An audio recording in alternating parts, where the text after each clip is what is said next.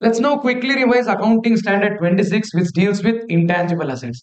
This standard is very similar to the standard Accounting Standard 10, property, plant, and equipment. So please quickly revise AS 10 before you come to AS 26 to save a lot of time in AS 26.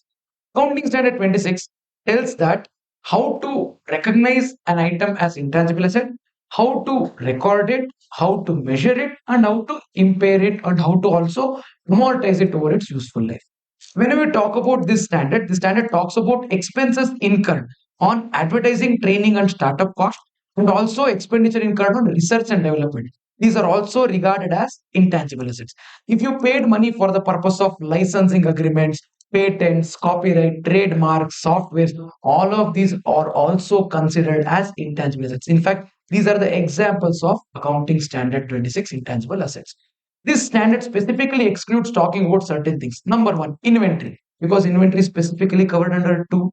And construction contracts are also excluded and the revenue recognition because it's covered by 7. Same applies on goodwill, which is an intangible asset. But if that goodwill is arising in the process of amalgamation, that is not goodwill as per AS 26. That is goodwill as per AS 14. How to recognize that goodwill, how to account that goodwill is also given in Accounting Standard 14. Same happens with goodwill arising on consolidation.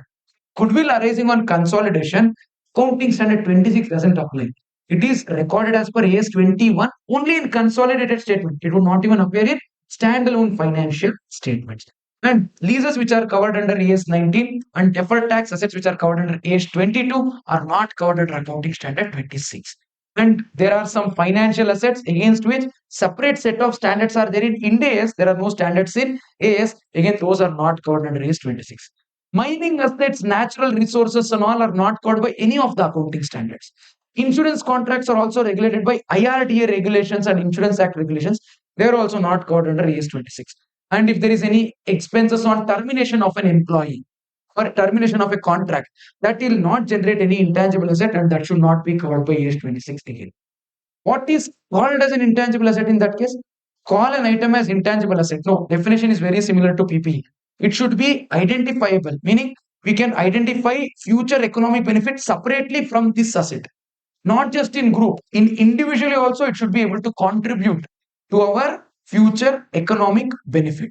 Like what to say, it will generate cash flows to us in the future. It should be non-monetary. Non-monetary is the same definition that we use in Accounting Standard 11 as well as in branch accounting. Items which cannot be expressed in fixed or determinable amounts of money. And it should not have physical substance. It should not have any existence. If it has physical substance, it will become PPE. Only point which will distinguish an item from PPE to intangible asset is no physical substance. Certain items which are intangible assets will have physical substance. For example, software embedded in a CD.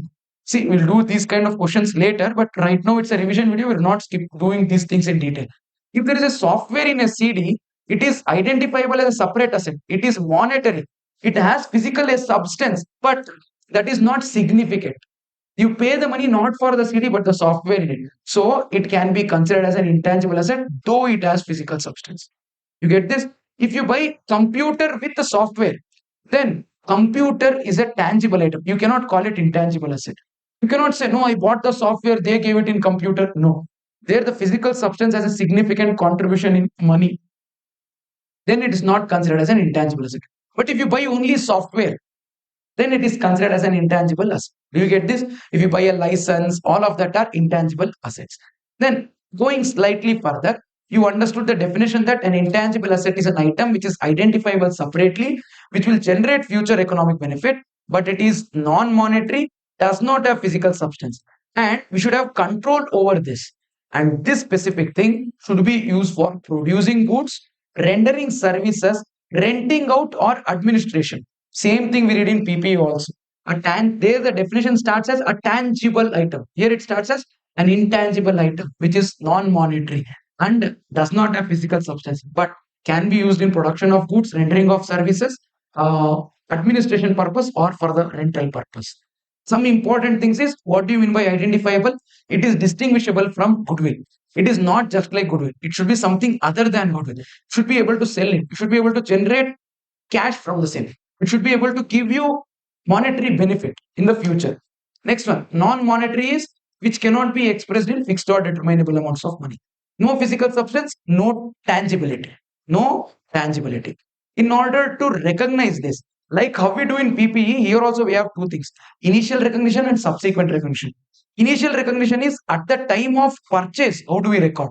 In order to record it initially, it has to fulfill definition of intangible asset, definition criteria. Second point, it should give you future economic benefit. Third point, you should be reliably able to measure its value. If there is fulfilling definition criteria, there is future economic benefit and reliable benefit, then reliable measure, then we'll record it initially. Subsequently, on the same intangible asset, if we incur any expenditure, should it be put to P&L or should we be adding it back to the cost? For example, you pay renewal fee for the software. Should it be added to the cost or written to P&L? That depends upon the subsequent recognition. Subsequent recognition conditions are again three: future economic benefit, reliable measurement. In PPE, only these two used to be there: FEBRM. Here also same FEBRM. Along with that, there is one third point called directly attributable. That subsequent recognition expense, whatever is there, if that expense can be directly attributable to the product, then you can call it subsequent recognition cost and add it to the cost. If you cannot directly attribute it to it, it is generally for everything else, then it cannot be added to the cost of that intangible asset. So, initial recognition criteria is definition, future economic benefit, reliable measurement. Subsequent recognition, future economic benefit, and reliable measurement, along with directly attributable condition. I hope you people understood this. Then, measurement. How to measure this? It should be measured at the consideration given. If you give cash consideration, amount of cash that you give is the cash consideration. What if there is non-cash consideration? Like you pay money, sorry, you don't pay money, or you give something else in the place of this. You need to exactly do what we do in AS10. Priority 1, priority 2, fair market value, sorry, fair market value of the asset given, fair market value of the asset received, whichever is more clearly and evidently available. Priority 1 to fair market value of asset given, priority 2 to fair market value of the asset received. And before this, you need to check whether commercial substance exists or not. This part I'm not discussing it in AS26 video. Please revise from AS10 video where I've covered this at large. Got that? If it is internally generated, this part again we do in AS10. If you're generating that intangible asset in-house, cost incurred, not in the research stage, but from the development stage, will be added to the cost of the asset. In this, you can never have internal profits. And once you regard some amount as expense, because it is at the research stage, then you move on to development stage. Then you start capitalizing. You cannot say whatever I've previously charged to expense in P&L, now I'll reverse it to become capital. Can we do that? No, we cannot do that. That's the point that you should note when it comes to measurement. Did everyone understand? With regard to initial recognition, cash consideration, it will include the purchase price. Tax and duty should be included if input tax credit is not available. If input tax credit available, that will not be included in the cost. Any other directly attributable expenditure incurred till the time that intangible asset is ready to be put to use should be included in the cost. After deducting trade discount, if any, after deducting government grant which we have received from the government as per AS12, if we are following reduction from the cost approach. Alternatively, as per AS10, if we follow deferred income approach, then asset will be recorded at full value without deducting government grant. You can refer AS12 for this part revision. And non-cash consideration, like I mentioned, we've covered it there. With regard to self-generated asset, the research base, that is when you're gaining the knowledge, technical as well as what is the scientific knowledge when you're gaining about the development, that amount will not be capitalized. It should be charged to P&L because at the research stage, you're not sure of the product coming out. You're not sure of the outcome. So you cannot capitalize because you cannot think, you cannot with certainty tell if there will be an outcome. If you cannot tell with certainty about the outcome, then how can you capitalize? How can you say that there will be future economic benefit? To capitalize an item and call it asset, you should have future economic benefit as a point. No, when you don't know if the outcome is positive or not, how can you promise future economic benefit? So it will be returned to P&L. Once the research stage is successful, experiment is become good, you start developing that product. Then what do? Then any expenditure incurred is for application of the knowledge and technical knowledge that you got, scientific and technical knowledge. So at development stage, whatever cost incurred will not be transferred to P&L. It will be capitalized we add it to the cost of the asset. And when do we start capitalizing the expense on intangible asset which is built internal? This is an important paragraph, para 44 of Accounting Standard 26. Remember these conditions. Number one, technologically, what to say? Technically, technologia, there should be feasibility of completing the product. Point number one. Second one, technologically it is feasible, but you are lazy. No, doesn't work. Technologically it is feasible. You have the intention to complete that project. After you complete the project, you should be able to use that product that comes out, or you should be able to sell that product. Basically, future economic benefit. Number one, technically possible. Number two, you have intention to do. Number three, it will give you product to sell, or it will give you product to use. Next, you should be able to sell it, no, for some consideration. Future economic benefit should be there. And we should have adequate resources to complete. I have intention to complete, but I don't have resources. Not good enough. And finally, you should be with reliability, measure the cost that you should incur to complete the project. If all these six conditions are fulfilled, then we will capitalize the development cost on intangible asset which is internally generated. Otherwise, transfer it to P&L. What are the conditions?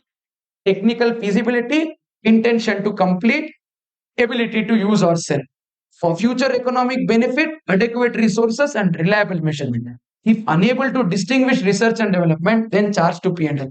Only when you can clearly distinguish research with development, you believe that this is development stage. You believe that you will complete it. You believe that you can sell. You believe that you have resources required. You believe that you can reliably measure it. Then recognize it as internally generated intangible asset. Otherwise, don't. Then we have the last part, expenses to be not recognized as intangible asset. If you don't incur any expenditure, it is not directly attributable to asset, then don't add it. Goodwill, when this goodwill is there, is purchase of amalgamation and internally generated. No, this is not intangible as per AS 26. This is as per 14 you would have recorded. This has to be amortized over the later years. This is not treated like 26. 26 just still tells one para on this. There are certain items which should not be included. Staff training costs, promotional advertisement, relocation, selling and distribution. Read through this. These are not part of intangible asset. Then we have amortization. Amortization is like depreciation. Systematic allocation of amortizable amount or depreciable amount of the intangible asset over its useful life is amortization. It should start when the intangible asset is ready for use, and it should be written over a useful life. PPE, there is no cap. No cap is not your Gen Z word, no cap. No cap is no top limit. You can depreciate it over any number of years. Which one? PPE. But when we talk about intangible asset, there is a cap. There is a limit. What is it? Maximum 10. Can you depreciate, sorry, can you amortize an intangible asset over 15 years? Answer is by default, no. If you want to amortize it over a period longer than 10, you should be able to prove with evidence that its useful life is greater than 10. If you can't prove, then no, then maximum 10 years. You'd have to prove it with evidence. See, persuasive evidence should be there saying that longer period is justified. That is best estimate. Check for impairment regularly. Should check regularly for impairment. Refer AS 28 for impairment. And we need to do that. Methods allowed is straight line method, WDV method, or production units method. Straight line method, charge to P&L is same every year. WDV method, charge to P&L keeps decreasing every year. Production units, higher the production, higher depreciation. Lower the production, lower depreciation. No production, no depreciation. Here it is amortization. Amortization. And it should follow the pattern of economic benefit of the asset. If the economic benefit of the asset is, then amortization will be, if the economic benefit from the asset is decreasing year by year, amortization amount also should decrease every year. That's the logic. Residual value, at max, the asset should be recorded at zero. You cannot record it at negative amount. If there is any commitment given by third party saying that I will buy your intangible asset, let's say you bought one software for 10 years, you got the license. After 5 years, or let's say after 6 years, upgraded new software will come in the market. So you want to buy the upgraded one, you will sell it after 6 years. So that is end of useful life according to you. But license is for 10 years. When you give it, you might not get any money. But let's say I have given you promise, I will buy that software after 6 years from you. Why? I am small businessman. To me, that software is also good enough. You need a bigger software, better software, you took it. So if I promised you some money, then there is residual value. Otherwise, there is no residual value. For tangible assets, you'll have residual value. Intangible don't even have physical substance.